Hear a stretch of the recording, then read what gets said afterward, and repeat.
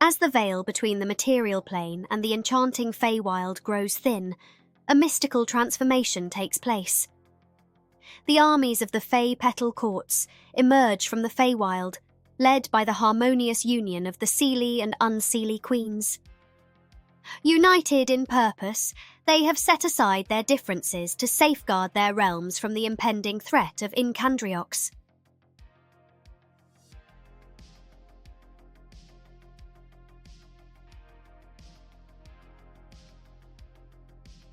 Hey everybody, this is Warboss Fitz. It seems I've lost a couple recordings of this. I'm going to go back and do it again.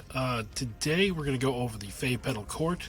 That is a model line from the Dragon Strapper's Lodge, who is a partner with one-page rules. We're just going to jump right into it. We're going to go over the special rules here. Well, we're going to go over the special rules that everybody seems to have, then after that we're going to go over the special rules as they come up. So the one that most of the units have is darting. When this model is activated, you may place it anywhere within D3 plus 1 inches. Everything else on this list is for just 1 or 2 units or is a command skill, and we'll go over that as we get there. So we're going to go over the spells. Purifying Light 1. Target enemy unit with a 9 takes 1 hit with AP 2 and Deadly 3. Spirit Vines 1. Target enemy unit with an 18, it gets -1 to hit. Next time it fights in melee. Favorable Wind 2. Target 2 friendly units within 12. They get +2 next time they advance, or +4 next time they rush and charge. Wrath of Nature 2. Target enemy unit within 12. It takes 4 hits with AP 2. Regrowth 3. Target 2 friendly units with an 18. Get regeneration next time they take wounds. And Sleeping Curse 3. Target enemy unit with an 18 takes 1 hit with Blast 9. So, in this army, you're going to see a whole lot more spells getting slung than usual because all of the fairy units have some ability to become a caster. So you're going to see a whole lot more spells getting thrown around than usual in the game. So, with that out of the way, we're going to go back to my normal recording stuff, where I pick up with the units. Unseelie Guard. 5 of them for 75 points. Quality 4, defensive 5. They each have 1 attack with their Unseelie blades with poison. They have darting, fast, and flying. You replace all the blades with a staff, a spear, or a blade. Poison is going to be on all of them. The only difference between them then is either rending, counter, or an extra attack. You can upgrade all models with a protection of shadow. When taking a wound, roll a die, and on a 6 it is ignored, and if the wound is from a spell, then it is ignored on a 2. So, this is a very anti-magic squad. That's just something to think about. Maybe if you're fighting against a very magic army, throw these around and just be immune to stuff. So the only other thing I can say about this squad as compared to the other squad is this is going to be the only model that is like modular from the Dragon Trapper's Lodge. This one you get torsos and weapons and legs and wings, all those different parts to build them how you want. Everything else is kind of monopose or made to set up a certain way. Seelie Guard, 10 of them for 105 points. Quality 5, defensive 5, 10 hand weapons for 1 attack apiece. Darting, fast, and flying. This whole army is going to be one of the faster armies that you've seen in the game, because they are fast and flying and darting. They can go pretty much wherever they want. So you can replace all the hand weapons with a spear or a halberd. You can also give them the Sergeant Musician and the Banner upgrade, and also one model is able to become a caster. So on their own, this is just a basic infantry squad for them, with a quality and defensive 5. It's just standard infantry for everybody else. But the whole darting, fast, and flying, that tips the scale to really good, because you can go where you want to go. That's a huge deal in wargaming in general, let alone OPR. And then when we get to some characters, you can buff them a little bit. So we'll talk about that when we get there. Forest Folk, 5 of them for 90 points. Quality 4, defensive 4, 5 hand weapons for 1 attack apiece at AP 1, Impact 1, and Strider. These are some big boys. They do some impact hits when they charge you. You can switch out the hand weapons for great weapons for AP 3, or Spear that gives them AP 1 encounter. You can give them the upgrade of a Sergeant, Musician, or a Banner. These guys, especially coupled with the character for the Forest Folk, can be a really hard brick to shift. My suggestion would be to do the great weapons on them, give them more chopping power. When we get to it, the Druid is going to have pretty much one way to build to attach to these guys, and that'll make them into a brick S house. Sealy Archers, 5 of them for 90 points. Quality 5 and defensive 5. 1 attack apiece with their hand weapons, and 1 attack at 18 inches with rending from their thorn bow. They have darting, fast, and flying. There are 2 upgrades. One is to replace the thorn bow with the blooming bow, which changes it to 12 inches with 2 attacks. And that you actually get a point reduction of 10 points. You can also upgrade 1 model in the unit with caster for 20 points. Now, this is where we're going to start seeing some fun stuff. All of the Sealy units, it seems like you're able to make them into casters. And because, they're fairies and they seem to have a lot of offensive magic powers, I would definitely turn every unit into at least 1 caster. This is just a question I have, and maybe it's been done on FAQ and I just don't know how to read, which is possible. But say you have 5 of these, one of them's a caster. You combine the unit, you now have 2 casters. Can you cast 2 separate powers? Or because you're in the same unit, you can only cast 1? I'm not sure. Moving on. Wolfthorn Pack, because everybody needs puppies in their army. 105 points for 5 of them. This is the same cost as one of the squads of the Sealy Guard. Just throwing it out kind of makes those interchangeable whenever you're doing numbers. Quality 4, defensive 4, 2 attacks apiece with poison, fast, fearless, and scout. Their only upgrade is to give them Forest Beast, which gives them Strider, which means they get to ignore difficult terrain, which would be worth it. 110 points, fast, scout, and Strider. These are going to be your melee missiles. To 1, either fire them off at the enemy on turn number 1, because with fast, scout, and Strider, you're going to be able to touch the back end of the other side of the board on turn 1, or get dang near close to it. Or take a small squad, keep them skulking around your backfield, and then on turn 3 or 4, launch them forward at the enemy's unprotected objectives to steal them back. Rumblebee Knights, 5 of them for 105 points. Quality 4, defensive 4. 5 lances, 1 attack apiece at AP1 with lance, and 5 stingers, 1 attack with poison. They are fast and flying with no upgrades. You get what you get.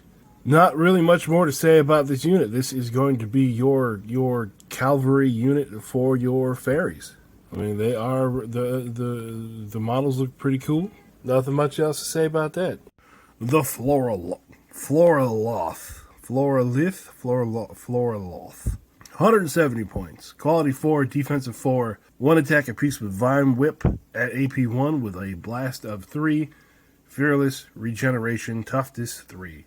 Now for 10 points, you can give it Enthralling Perfume. Enemies get -1 to hit in melee when attacking units where all models have this rule. Which for 10 points, yeah, absolutely worth it on these guys. Give them a little bit extra protection there. You can replace the Vine Whip with a Thorn Slam for 3 attacks, AP1 and poison, or a Vine Slam, 3 attacks at AP2. Any of the 3 different options for weapons are acceptable. It's up to you. What do you want them to do? The Vine Whips seem to be going after hordes. Thorn Slam seems to be going after stuff that has regeneration. And Vine Slam seems to be going after everything else. The Bloom Badger. 1 of them for 130 points. Quality 3, defensive 4. Has a horn with 2 attacks with lance and poison, and a claw with 4 attacks at AP1. Fast, fearless, and toughness 6. Now the upgrade you can get with this is Bloom of the Wild. Pick 2 friendly units within 6. Each gets Furious next time they charge. If they already had Furious, they get extra hits on an unmodified roll of 5 or 6. The Bloom of Shadow. Once per activation, before attacking, pick 1 enemy unit within 12, which gets -2 to its next morale test. And the Bloom of Light. Once per activation, pick 2 friendly units within 6, which gets stealth next time they are shot at. So this is going to be a big combat buffing monster. Just give it the upgrade that you want to buff into your units and send it on its way. The Bouquet Hydra. 1 of them for 325 points. Quality 4, defensive 3. Vicious Jaws with 10 attacks at AP1 with poison. Fear 2, fearless. Hydra heads, regeneration, and toughness 12. It has no upgrades. Now, Hydra heads. Place a marker on this model whenever it regenerates a wound. For each marker, it gets +1 attack in melee. Ooh, that could be spicy. It was spicier a couple weeks ago before 3.2 happened, but still, that's pretty spicy. It's every time you hit regeneration. So it could potentially be unlimited number of attacks. It just seems like this would be a fun thing to throw at the enemy. And just look at that model. It is so god-awful ugly. I'd have fun painting that. Vile Blossom Dragon, 355 points, quality 3, defense 4, 4 attacks with its tail at AP 1 with poison, 2 attacks with its bite at AP 2 and deadly 3, and poison breath, 18 inches, 3 attacks, blast 3, poison, fast, fear, flying, toughness 12. No upgrades on this. It is just a big dragon boy whose head is made out of leaves and flower petals. Yeah, it's gonna do what you think a dragon's gonna do. Not much more to say about that. It's still cheaper than one of the queens. We're getting to those. Dragonfly, quality 3, defensive 3 for 395 points. 4 attacks with its horn at AP 2 and lance. 4 attacks with its claws at AP 2 and rending. 4 attacks with its stinger at AP 1 and poison. Darting, fast, fear of 3, flying, and toughness 12. This unit has no upgrades. A whole lot of attacks, a whole lot of different rules attached to them. I mean, this model looks pretty cool. It would be real nice if you could get this as like a mount for one of your characters. But unfortunately, that's not an option. With darting and fast, so it's going to be real damn fast. All right, moving on.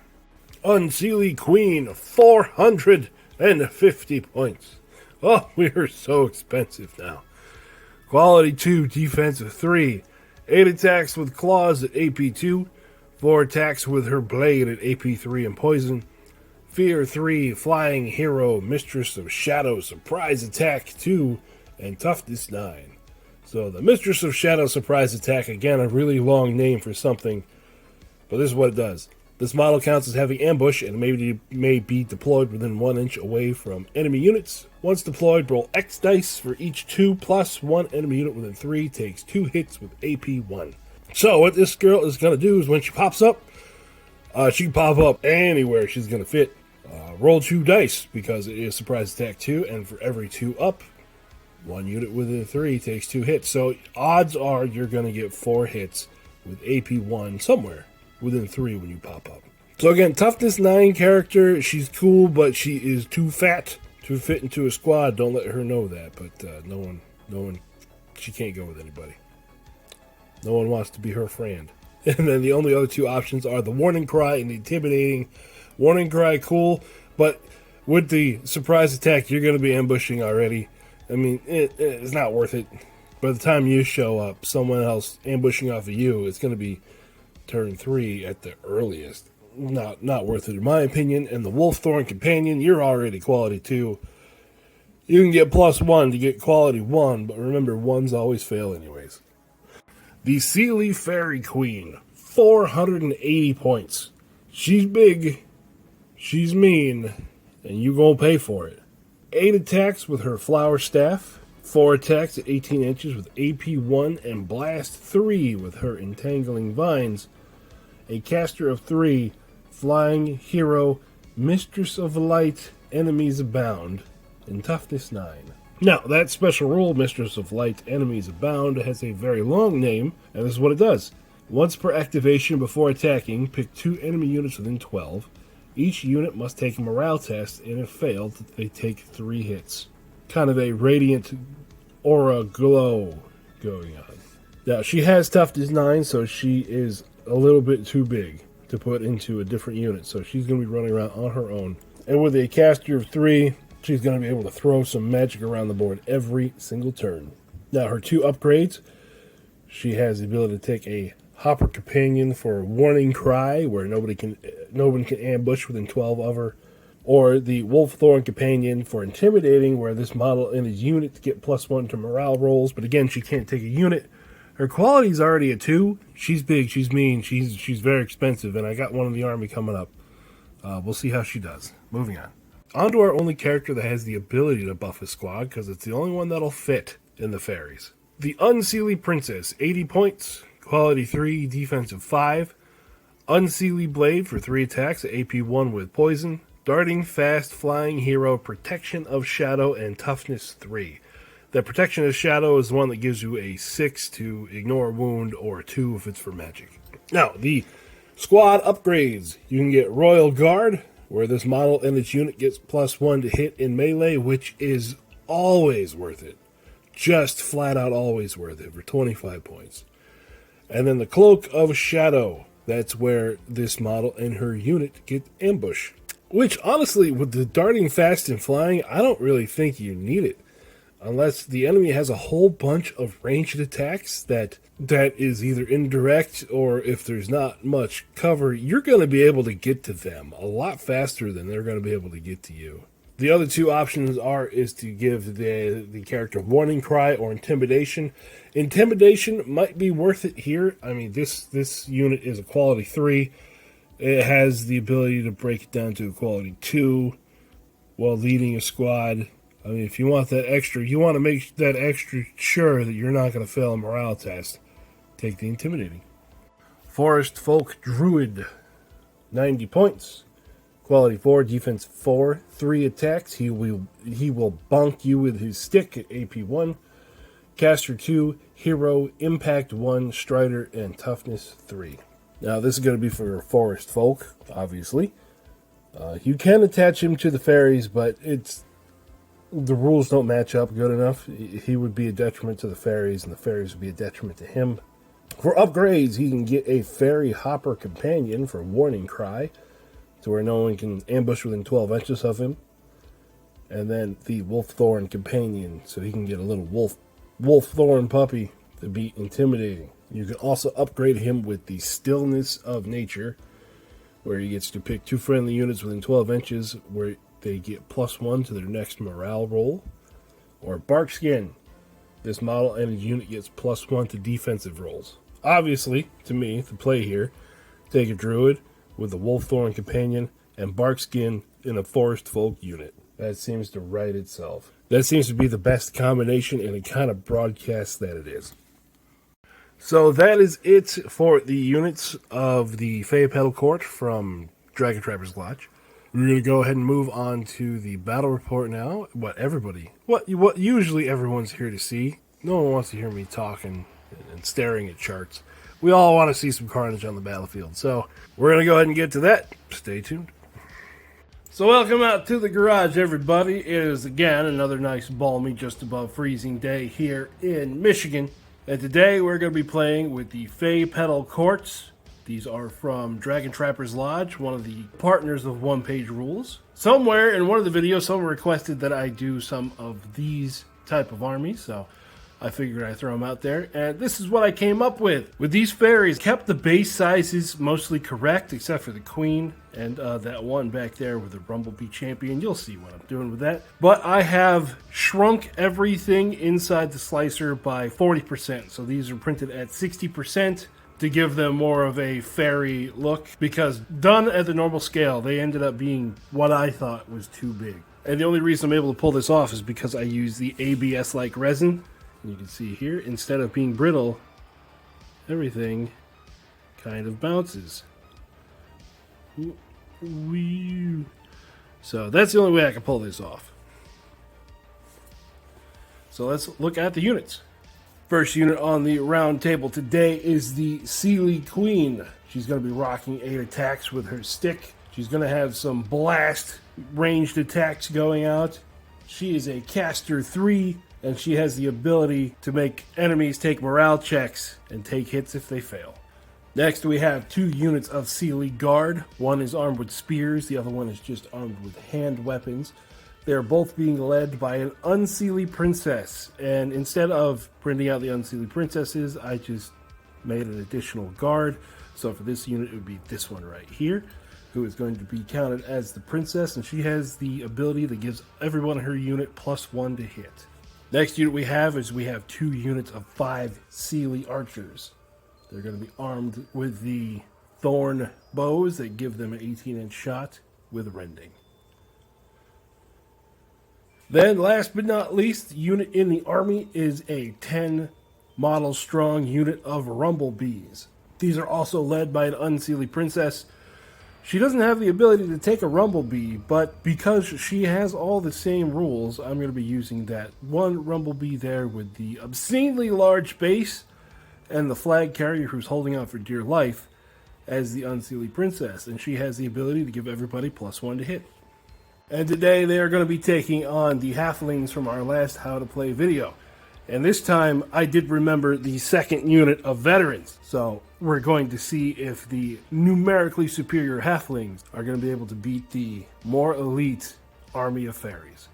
So this is our board for today. We are back in the woodlands and the jungle.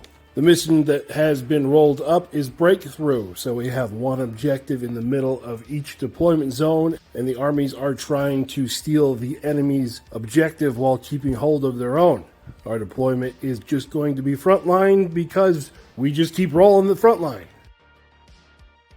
As the armies deploy, the fairies don't have enough mass to cover their entire deployment zone, so it looks like they're going for a strong right flank with a left hook from the Rumblebees. The halflings have a very even deployment with their commander on Cockatrace directly in the center, the golems on both flanks, veterans on far flanks, marksmen on both flanks, the chicken riders on the left flank, and the townsfolk right in the center, with their two immobile, entrenched artillery pieces sitting on the objective. They're going to have to be removed if the fairies have a chance to win. So everybody set up, let's go and roll for first turn. The halflings are going to go first.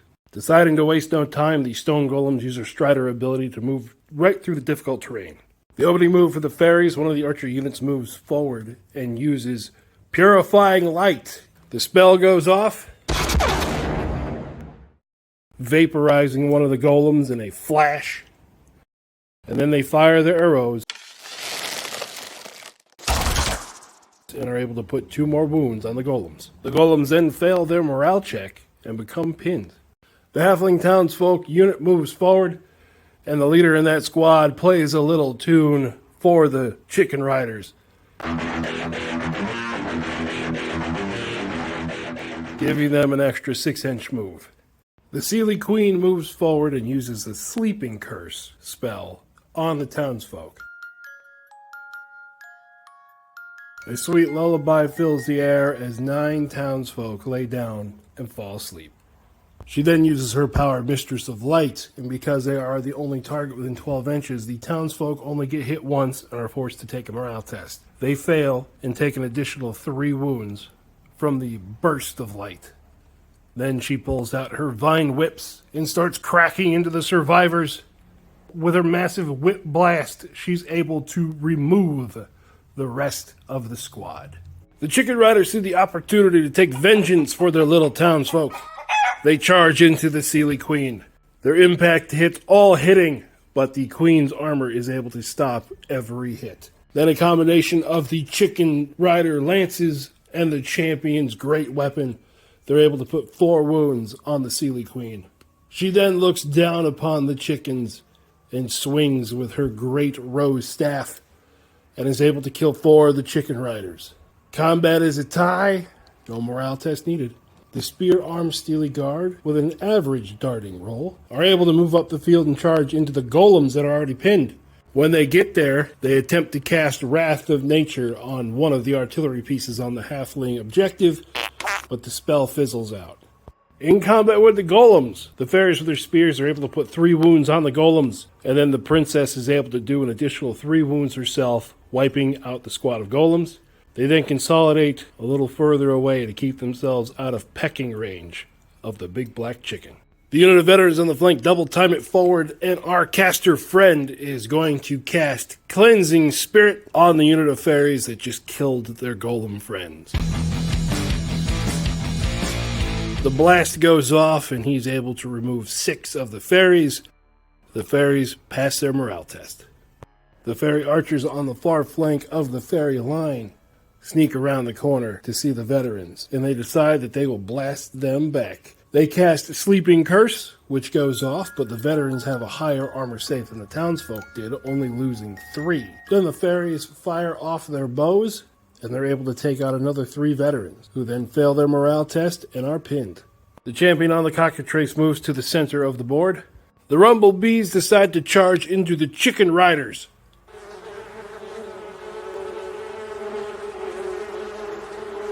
With a mass of lance hits and poison stingers, they're able to do 13 wounds onto the Chicken Riders, killing all 7 riders and the champion who was left over. A unit of marksmen gets out of the old rusted abandoned tractor and fires their bows at the spear fairies. They're able to get 2 hits and kill one of the fairies, but the fairies pass their morale check again. Last activation for the fairies, because they didn't get a very good darting move and are unable to charge into the cockatrice, the sword guards move up the board. On the halfling's right flank, the golems move forward. Then the veteran squad move forward, and their caster starts playing a tune and gives the golems regeneration. Unable to see any targets, the second unit of marksmen moves forward towards the center of the board. The 2 halfling pot throwers sling their slop at the Rumblebee unit. One is able to hit, and it takes out 4 of the Rumblebees.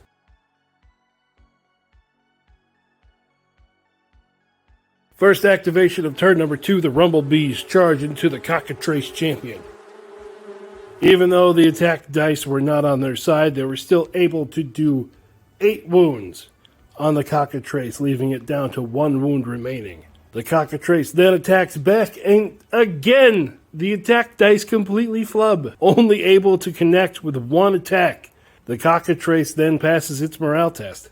The cockatrice then decides on its activation to pull itself up out of combat and lands on top of the building.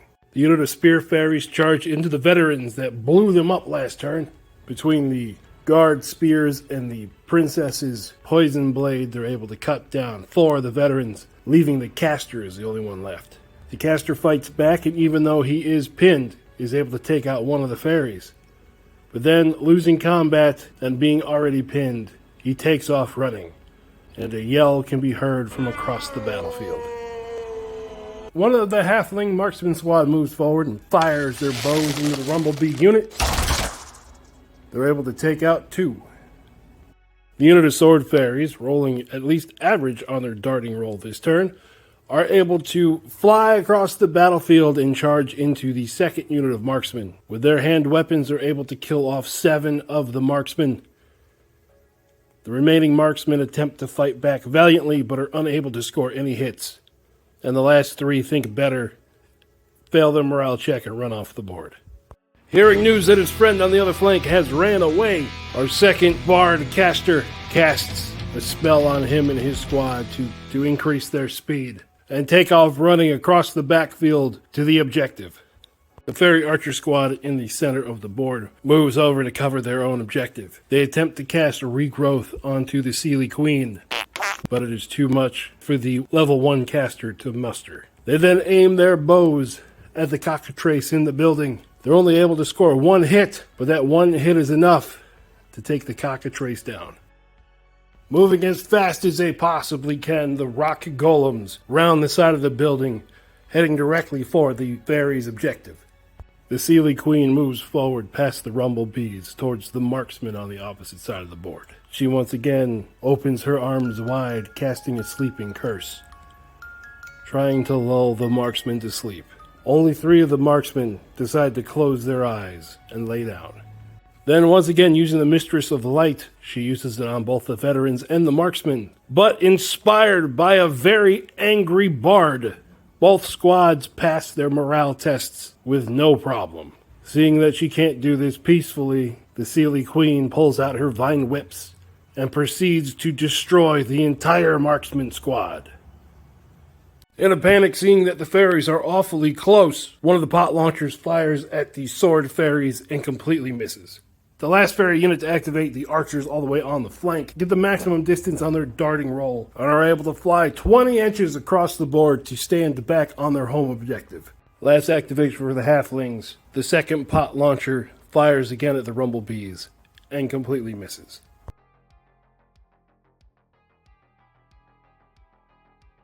First activation of turn 3, the sword fairies charge into one of the halfling pot launchers and, to no surprise to anybody, completely rip it apart. Our bard in the squad of veterans has had enough. He cast Strong Hearts on his squad, and they charge into the Seelie Queen. With their extra attacks, they're able to hack down the Queen. They then turn their attention towards the sword fairies that are sitting on their home objective. Fiery revenge in their eyes. The Rumblebees, seeing what just happened to their queen, decide to take a less vengeful path and charge into the golems. Between all their attacks, they're able to put 2 wounds on the golems. The golems, then also seeming to be affected by the metal music playing in the background, kill the 3 remaining Rumblebees and take the Unseelie Princess down to 1 wound remaining. She passes her morale check, but she is definitely not happy. The Spear Fairies dart across the field, and they're able to make it into combat with the remaining artillery piece. In combat, they score 3 hits. The artillery piece fails 3 saves and crumbles. The golems, with the little extra wiggle movement given them by fighting back against the Rumblebees, are able to charge into the lead squad of fairy archers.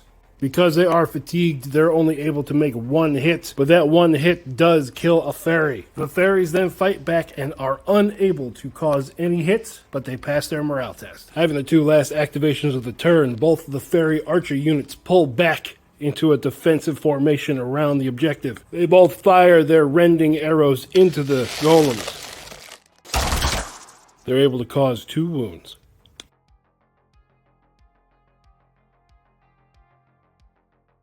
First activation of turn 4. The Bard again casts Strong Heart on his squad, and again he's able to pull it off. The Bard and the veterans then charge into the sword fairies that are on their objective. With the electric guitar coursing through their veins, they're able to kill off 8 of the fairies. The fairies then turn and are able to kill off 1 veteran, but the fairies pass their morale test. The Spear Fairies then charge into the back of the veterans, attempting to break them and make them run off the objective. With the fairies' attacks, the veterans' armor is able to hold. Then the veterans, seemingly still absolutely hyped, roll a flurry of 6s to cut down the Spear Fairies where they stand. The Stone Golems then charge into the squad of Archer Fairies in front of the objective. They're able to kill off 2. The Archer Fairies then attack back. Unbelievably, are able to take 2 wounds off of the golems, killing off the one that was already wounded. The leader of the Rumblebees, seeing an opportunity to avenge her fallen squad, charges into the rear of the golem. She's able to take 2 wounds off of it. It fights back and doesn't do any wounds to her. Then passes its morale test. The unit of fairies on the objective fire their bows into the back of the golem and are able to take off its last wound as it crumbles into mud. Last activation, what's left of the sword fairies choose to hold on top of the halfling objective.